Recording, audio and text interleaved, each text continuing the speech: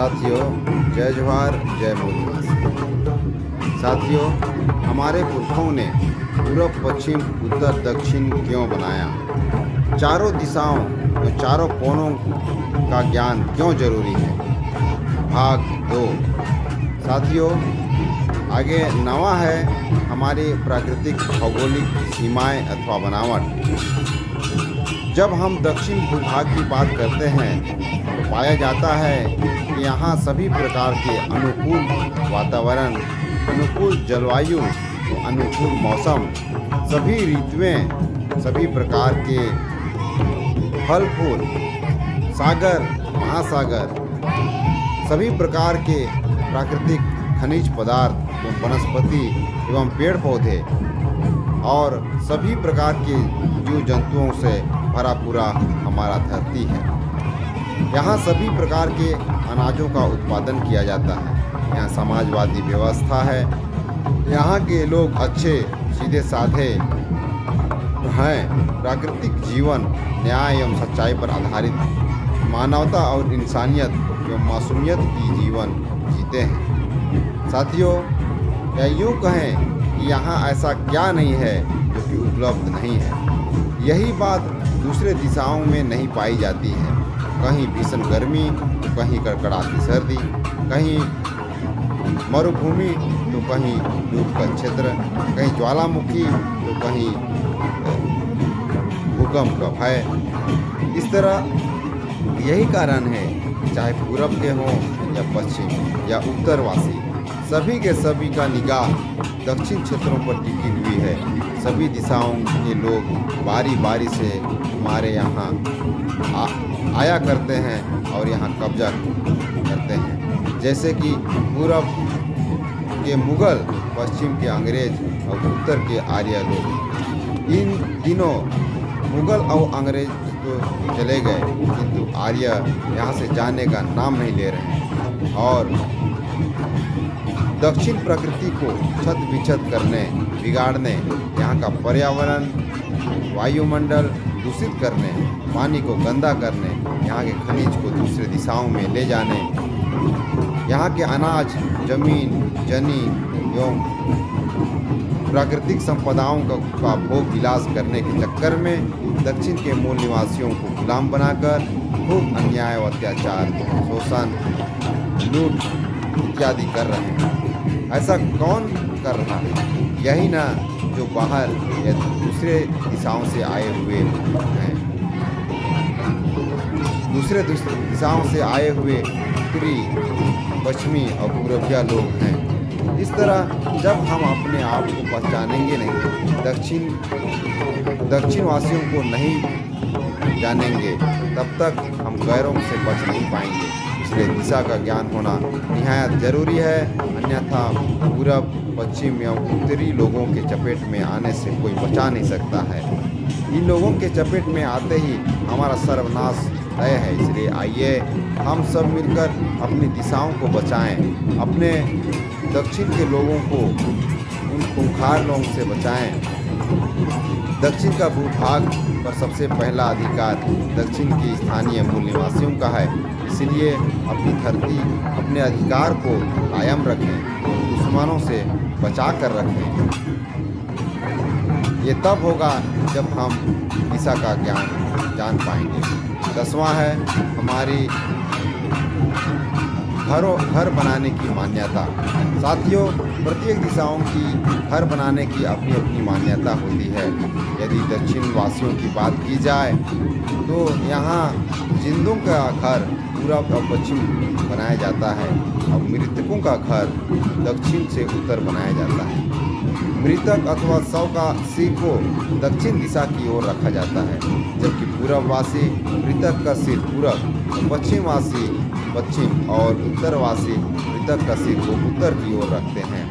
एक खास अंतर और भी यह है कि पूर्व, पश्चिम और दक्षिण वाले मृतकों को दफनाते हैं, किंतु उत्तर वाले मृतक को जलाकर राख कर देते हैं, जिससे कि उनका अस्तित्व ही अथवा सबूत ही खत्म हो जाता है। इस तरह दिशा के ज्ञान के अभाव में क्षेत्रवासी अपनी क्षेत्रीयता को अपनी मान्यताओं को भूलकर उल्टा पलटा मान्यता को अपना रहे हैं। खासकर दक्षिणवासी पूर्व, पश्चिम एवं उत्तरी मान्यताओं में शामिल होकर अपने ही दक्षिण मान्यताओं का बढ़िया मेल कर रहे हैं। 11 है हमारी पहचान। जाहिर सी बात है कि आज सभी दिशाओं के लोग अपने अपने विचारधाराओं को पहचानते हैं, अपने अपने दिशाधारियों को पहचानते हैं, इसलिए अपने अपने समुदाय एवं क्षेत्रवासियों का साथ सहयोग करते हैं, उनका संरक्षण करते हैं। किंतु आज हमारा दक्षिण के लोग अपने दक्षिण के साथियों को नहीं पहचानते हैं। जैसे कि पूरब के मुगल साम्राज्य संप्रदाय, पश्चिम का यहूदी संप्रदाय, उत्तर का आर्य संप्रदाय हुआ करता है। किंतु खेद की बात यह है कि दक्षिण का आदिवासी मूल निवासी संप्रदाय एक दूसरे के खिलाफ बगावत कर रहे हैं, अपनों से बैर और गैरों से प्रेम कर रहे हैं। इन्हीं कमजोरियों का फायदा दूसरे दिशाओं के लोग उठा रहे हैं और हमारे घर में हम ही को डरा धमका रहे हैं। हम अपनी पहचान को खोकर अपने ही मुल्क को बिगाड़ने में लगे हुए हैं। अतः कब हमें दिशा का ज्ञान होगा, कब हम अपने दक्षिण वासियों को पहचानेंगे, कब हम बाह्य दुश्मनों को जान सकेंगे, ये हमारे लिए बहुत बड़ी चुनौती है। दक्षिण के लोगों को दूसरे लोग गुलाम बना रहे हैं। हमारा अस्तित्व ही मिट जाएगा और यही चाहते हैं उत्तर, पूर्व और पश्चिम के लोग। साथियों, 12वां है मूल निवासी और बाहरवासी। एक खास बात और जान लेना चाहिए कि दक्षिण दिशा में रहने वाले स्थानीय लोग ही यहाँ के मूल निवासी हैं, और जो लोग बाहर से आए हुए हैं यानी पूरब, पश्चिम और उत्तर से आए हुए हैं, वे लोग विदेशी या बाहरवासी माने जाते हैं। यहाँ सबसे बड़ी विडंबना यह है कि स्थानीय आदिवासी मूल निवासियों पर बाहरी विदेशी राज कर रहे हैं। प्राकृतिक संसाधनों का उपभोग भी विदेशी ही कर रहे हैं। इधर हम दक्षिण के वासी आपस में स्वदेश को तो बचा नहीं पाए, पूरब, पश्चिम अथवा उत्तर में क्या खाक कब्जा कर सकेंगे। इतिहास साक्षी है कि पूरब से मुगल आए, पश्चिम से अंग्रेज और उत्तर से आर्यों का आक्रमण हुआ। ये यूरेशिया से आए हुए लोग हैं। हमें दक्षिण से भी कहीं और भेजे जाने की तैयारी हो रही है। हम कहाँ जाएंगे? ना ऊपर जगह है और ना नीचे, इसलिए हमारी भूभाग को बचाना ही एकमात्र अब रास्ता बचा हुआ है। 13 है हमारा कर्म नृत्य। मैं दिशाओं के बारे में एक खास अंतर और बताना चाहता हूँ, और वह है हमारा कर्मा नृत्य। साथियों, मज़े की बात यह है कि हम दक्षिण के लोग कर्मा तिहार मनाते हैं, कर्मा गाड़ते हैं, जिसके तहत कर्मा गीत, कर्मा बाजा एवं कर्मा नृत्य किया जाता है। ये इसलिए होता है, पहला क्योंकि दक्षिणवासी प्रकृति के पूजक होते हैं। दूसरा है वर्ष में एक बार सभी का तिहार मनाते हैं, जैसे आठे में माता पिता का तिहार, तीजा में पति पत्नी का तिहार, एकादशी में भाई बहन का तिहार, तृतीया में पुत्र पुत्री का तिहार, दसाई में ग्राम देवता का तिहार, नया खानी में अन्न एवं पुरखों का तिहार, सोहराई में मवेशी का तिहार इत्यादि। इन तिहारों का तीसरा आशय यह है कि घर में, परिवार में, मोहल्ला में, गांव में, प्रदेश में एवं देश विदेश में मेल प्रेम, भाईचारा, एकता, समता, स्वतंत्रता, सुख, शांति, समृद्धि एवं अच्छी कर्म किस्मत को बनाए रखना। इसलिए घर कर्मा, मोहल्ला कर्मा, गांव कर्मा एवं राज्य कर्मा का आयोजन प्रतिवर्ष किया जाता है। चौथा यह है कि कर्मा हमारी संस्कृति है, हमारी रीति रिवाज है, हमारी मूल परंपरा है, हमारी मूल वासियत की पहचान है, हमारा ऐतिहासिक धरोहर है, हमारा भूत, भविष्य एवं वर्तमान है, हमारी अस्तित्व है। इसलिए इसे बचाना दक्षिण वासियों का मूल कर्तव्य है। इससे यही कारण है कि बच्चे हो या बूढ़े, नारी हो या पुरुष, सब इस महोत्सव में शरीक होते हैं। साथियों, अब दुर्भाग्य की बात यह है कि दूसरे दिशाओं यानी पूरब, पश्चिम और उत्तर के लोग इसे नहीं मानते हैं और ना ही कर्मा गाड़ते हैं। ये तो हाँ, इसके जगह में हमारे विरुद्ध में जाकर दूसरा तीसरा त्यौहार अवश्य मनाते रहते हैं। इसमें हमारा कर्मा महोत्सव खत्म हो जाएगा और हम मूल निवासी खतरे में हो जाएंगे।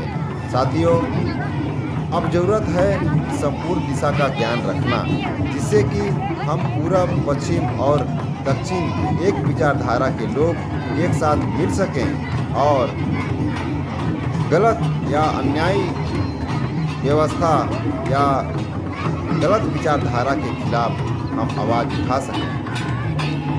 कहीं हमारी दिशा, हमारी सभ्यता, हमारी साम्राज्य, हमारी संस्कृति, हमारी सामाजिक व्यवस्था, हमारी विचारधारा, हमारी भौगोलिक सीमा एवं बनावट, हमारी मान्यताएं, हमारी पहचान, हमारी वर्तमान एवं भावी पीढ़ी, हमारी मूल वासियत में ख़त्म ना हो जाए।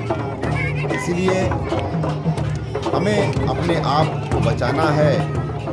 आपस में हमें लड़ाया जा रहा है और हम लड़ रहे हैं, टूट रहे हैं, बिखर रहे हैं। इसका नतीजा यह हुआ कि आज उत्तरी संस्कृति, उत्तरी सभ्यता, उत्तरी साम्राज्य, उत्तरी व्यवस्था, उत्तरी विचारधारा फल फूल रहे हैं। हमारे ऊपर अन्याय, अत्याचार, लूट, शोषण